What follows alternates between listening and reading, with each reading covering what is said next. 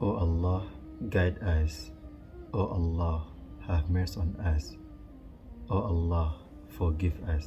maanta waxaan baranaynaa ducooyinka sida English loogu dhaho.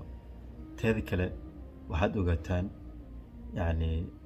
Ilaahay subxaanahu wa tacaala luqad walba adiga aad taqaano aad ugu bari kartaa. haddii aad carabiga taqaano, haddaad English taqaano, haddaad Swahili taqaano, anything aad taqaano, Ilaahay subxaanahu wa tacaala waad ugu bari kartaa. kuma xirna in kaliya aad adiga aad barato ama aad taqaano luqadda carabiga inaad ku duceysato. afka doonto ka hadal, Ilaahay subxaanahu wa tacaala wuu ku fahmayaa oo ka bari waxaad doonto. maanta waxaan uga hadli doonaa insha Allah ducooyinka sida English loogu dhaho. O Allah, guide us.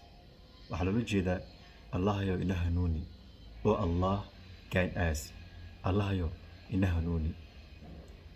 midda xigta, O Allah, forgive us. Ilaahayow na cafi. O Allah, forgive us. Allahayow na cafi. O Allah, have mercy on us. O Allah, have mercy on us. Allahayow inoo naxariiso. teeda kale ha iloobin inaad dhahdo Allahumma aamiin. Ilaahay subxaanahu wa tacaala dhammaantiin noo naxariisto.